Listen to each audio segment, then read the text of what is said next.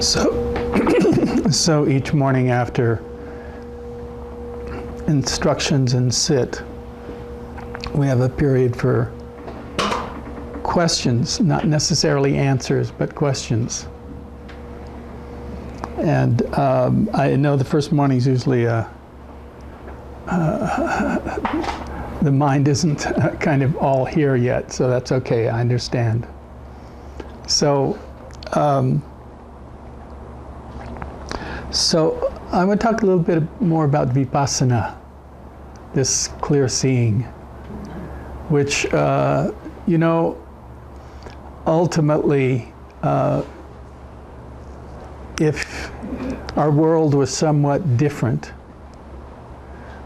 we could go directly to insight and skip the collecting part, but we are so bombarded by different, it's kind of nice in some ways, different options that we don't have that ability as naturally as possible to kind of see into what's going on, kind of underneath all the busyness and choices. So we have to collect ourselves.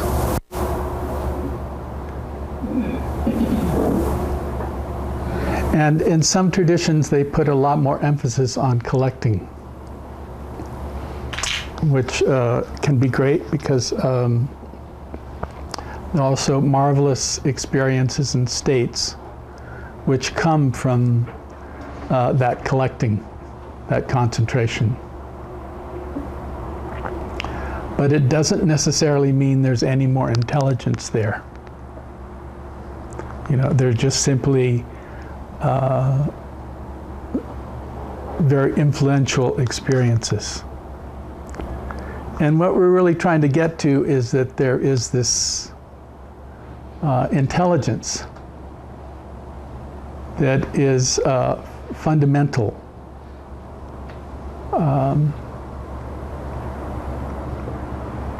And it needs support.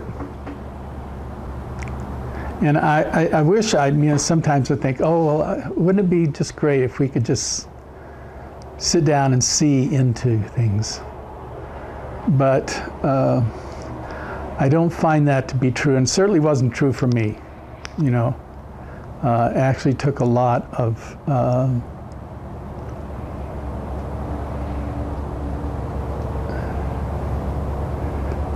developing a mind that could actually stay on a particular object.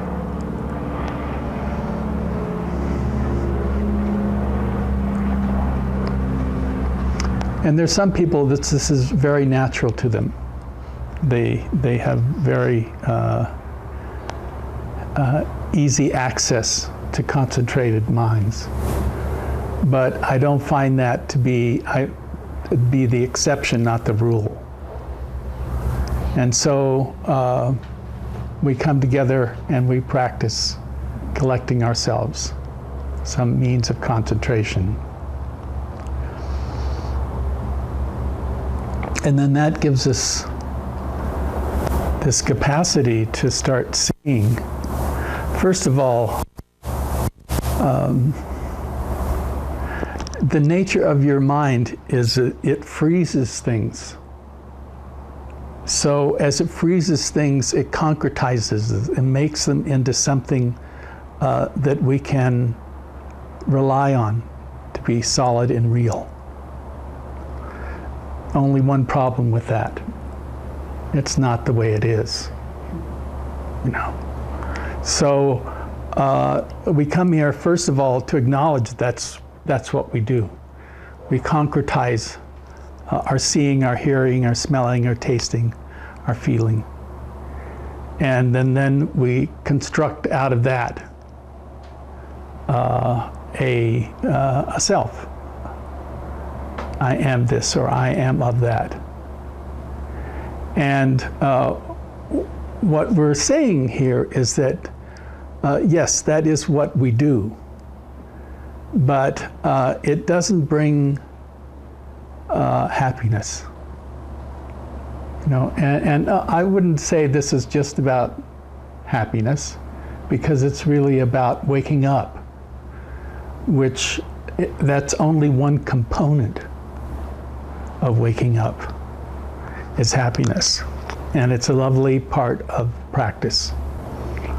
But it's also true that as you begin to kind of dissect the world of experience, one sees that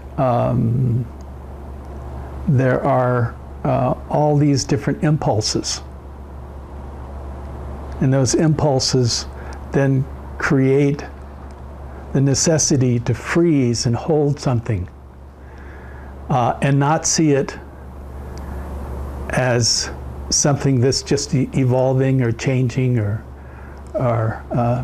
being different. And we think we'll be safe if we do that. And sometimes for moments we are that way. But ultimately, it's not the way things are. And that's what we're trying to deal with. Well, how are things?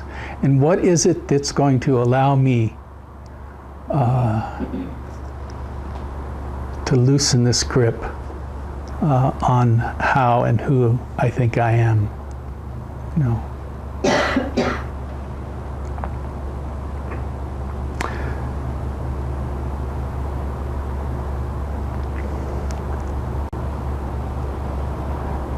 Seeing is a very simple yet complex experience.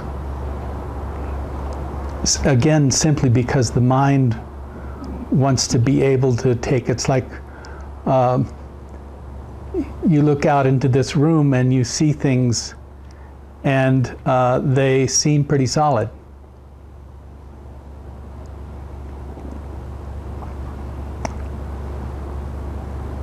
But if you could actually see clear, you would not see anything solid. You would simply see movement, right down to the rocks and the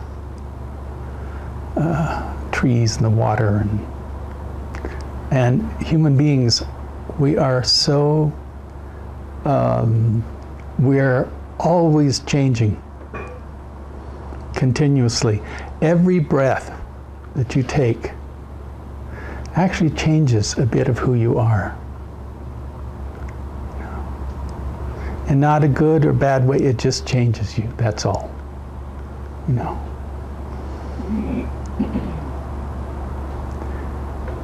And understanding this and starting to live with that knowledge then gives the person the possibility of letting who they think they are go.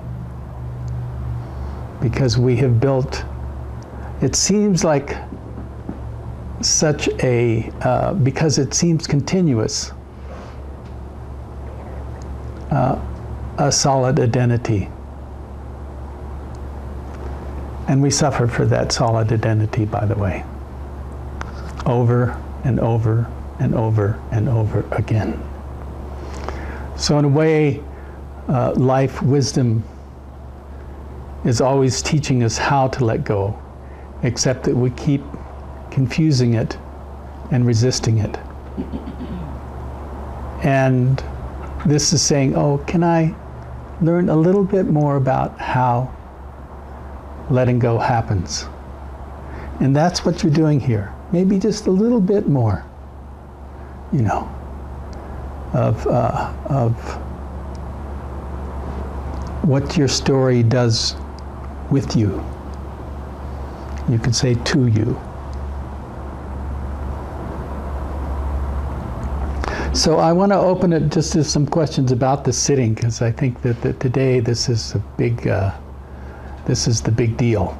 you know, is it's so beautiful. You know, in some ways, in one of the practices I learned years ago was sky gazing, you know, and there was something about you know, that kind of it was really sort of like a camera, the wide angle lens, and this is a great place for that.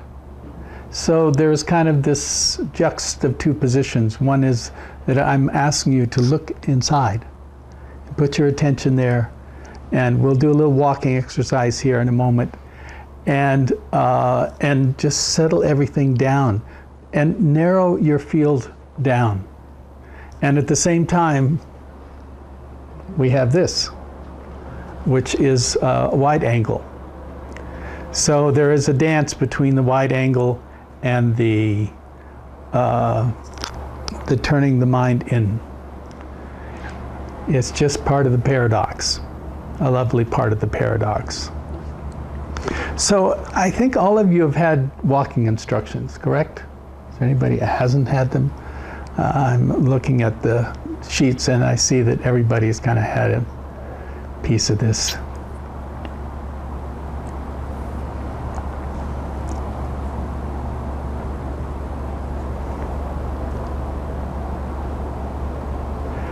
It's not different than sitting. That a step and a breath, and a step and a breath aren't so different. You can, sometimes I've used it where I've actually done it with one breath at a time. And other times it's just been the awareness of step, step, step, step, step, letting it all settle in. The other thing is that we have this nature about walking, that we usually are going somewhere. And this is a practice of arriving. It means each step is where you're going. You know, which is quite different from what we usually do. Because usually there's a, quote, destination. And this is saying, this is the destination. And can you train yourself as, like in here, we close our eyes, it's very internal. When we go out, we can take in the whole world. But at the same time, there is this ability, which sometimes I think the walking is a better training for the world than this sitting practice.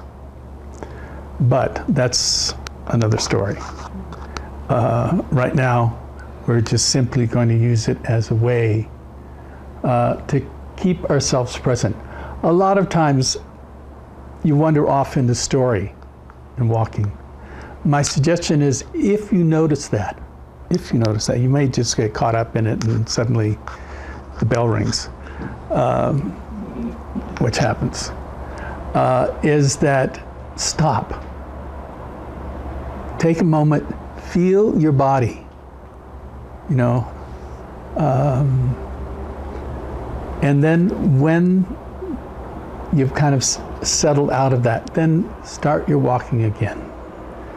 You may find at first you're stopping more often than you're actually doing it, but that's okay. Ultimately, you know, it's such paradoxical that this is asking to, this is the simplest things you can do. Walking and sitting. That's it. It's the whole structure, you know. So find, and it's nice, I think back of so many years where I find it an area that, you know, anywhere from 10 to 30 paces. And I just, that's my area. So if you can just find a place and kind of designate that as your place, you keep returning there and practicing not going anywhere. Okay?